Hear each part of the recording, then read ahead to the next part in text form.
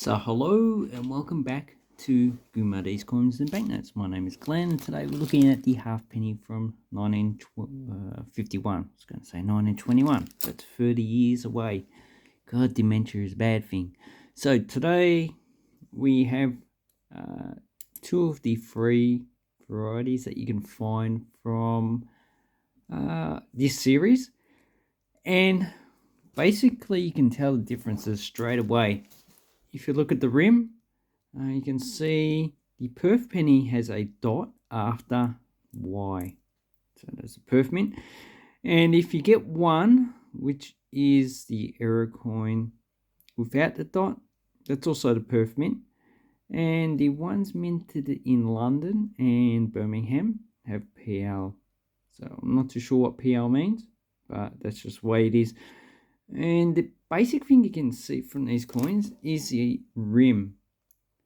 So the quality of the rim of the coins minted, should I say, in the UK is higher quality. Also the denticles are a lot smaller than the ones minted in Australia. And as you can see, the denticles with the perf mint, a lot of them are missing. You usually don't find any missing denticles on the UK ones. And also on the back, the denticles are also missing. So it's like they had a problem engraving the denticles in the actual coin. There's nothing wrong with the lettering. The lettering seems to be quite similar. There's probably just minor variety differences because of the different mints. But the UK did try and get the correct fonts on the actual lettering. Okay, so I'm not too sure if there's any differences in the variety of the number of reads. Okay, so what are the mintages of these two coins? Well, the perf mint, both dot and undotted variety, has a mintage of 29,422,080. So that's a very common coin. If you wanted to buy it in this condition, which is probably very fine, you would, $1 or $2. If you want extremely fine, you're probably $5. If you're going to get an MS50, probably $10. These coins are only worth collecting, both of these varieties, if you get MS64 or higher. So then you can get at least $70. If it's lower than 64, you're not going to make any money from the grading process. But if you're going to get the no dot variety, you need at least MS60, because that is also not too scarce, even though I don't have one here. So the designer of this coin has his initials here, George Kruger Gray, and he designed all the pre-decimal coins. And on the back, this is the Thomas Paget effigy of King George VI. And that's the same effigy they used in the UK. It's got HP, it's his initials there. So also look for whether that HP is missing. Okay, so there seems to be some confusion. All coin values says that the no dot variety is minted in perf. Numistar says that, actually no, the error catalogue says the no dot, that's the Renix catalogue, is minted in Melbourne. And the Renix catalogue, just on basic coin values, says that the no dot is actually minted in Birmingham. But I don't think it's minted in Birmingham. It could be Melbourne, but there is no mintage figures. So that's a confusion that needs to be cleared up. And, well, this is not the video to do it. So, so on these coins, so we're just going to put Melbourne and Mint together. There's a lot of cuds, and there is lots of also die cracks. And there seems to be a type 5 and the type 4 obverse. So the type 5 has 146 denticles, And let me look up the type 4. Okay, so we need to look at Fidei. So up there. And type 4 has 146 denticles. The eye of Fidei, no, aligns with denticles. So this one looks like it's a type 4, aligns with denticles. Type 5, 149 denticles, and the Fidei aligns between the gap. So let's see what we have here. So it lines up with the denticles. Okay, we'll zoom in so we can try and see better. Okay, lines up with the denticles. So what I'm looking at here is the top of this goes straight up, and this is the denticle. This one, okay, so this one lines up in between the gap, and that one lines up with the denticle. So let's have a compare these together. So hopefully you can see this one goes straight to the gap. This one goes straight to the denticle. So denticle, non-denticle. Let's have a look at these. Denticle lines up. This one lines up with the denticle. Denticle. That was fairly easy to see. Okay. Denticle, and the last one. Denticle. So we've only got one of the type 5, and the rest of them are type 4. How about these ones? So denticle, denticle, and denticle. So these are also type 4. So that's what you would be looking for. And what does the catalogue say? Type 4 seems to be rare. So R7. So R7, and if you go to the front of the catalogue,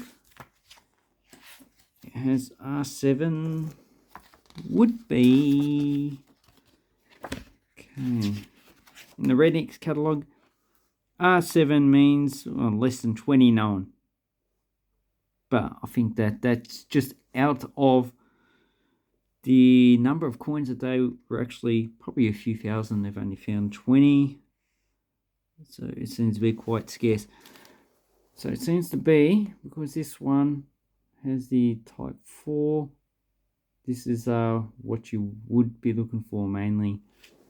All the other errors are pretty much standard errors you'll find on most other coins: die cracks, cuds, Rua scrotum, or pouch. Okay, so that's a perf.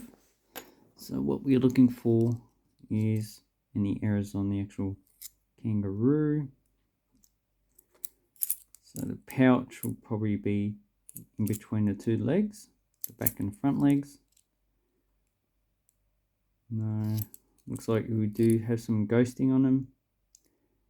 Okay, maybe that's what they're looking for, a pouch. So, where did that coin go? Okay, so we're looking at here, looks like a lump.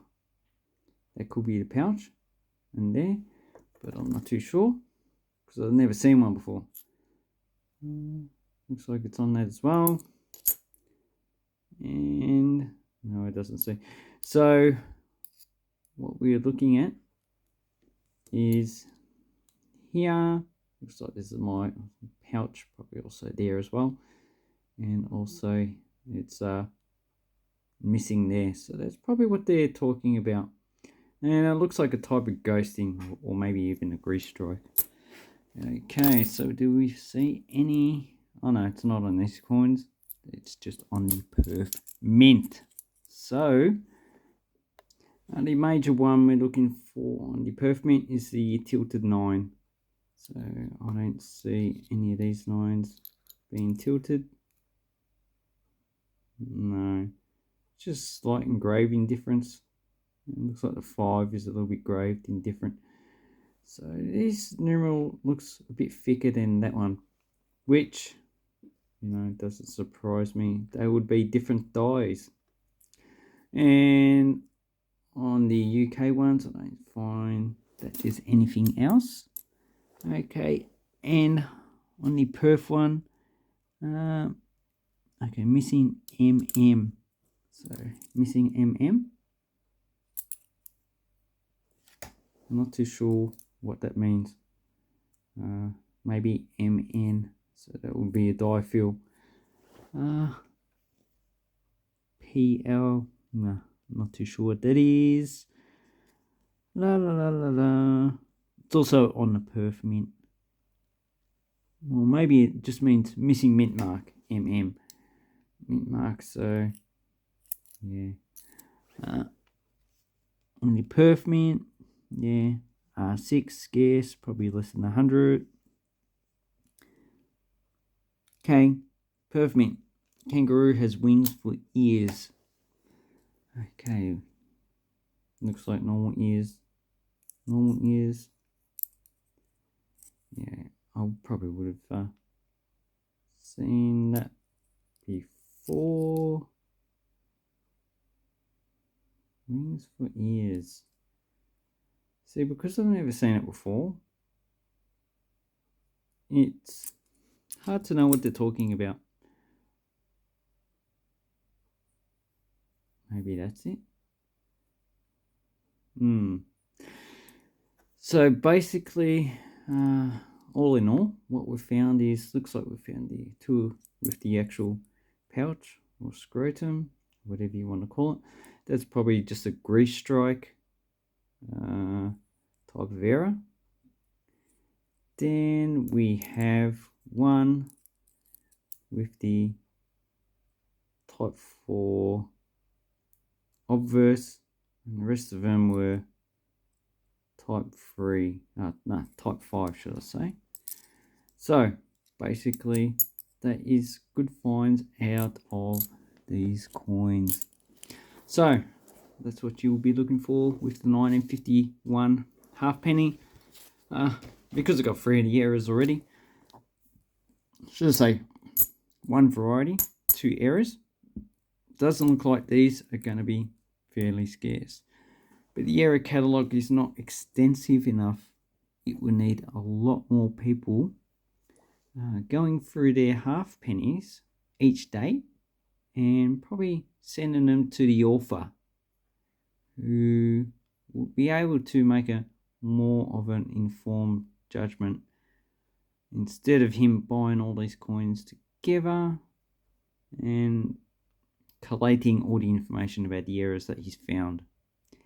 Anyway, thank you very much.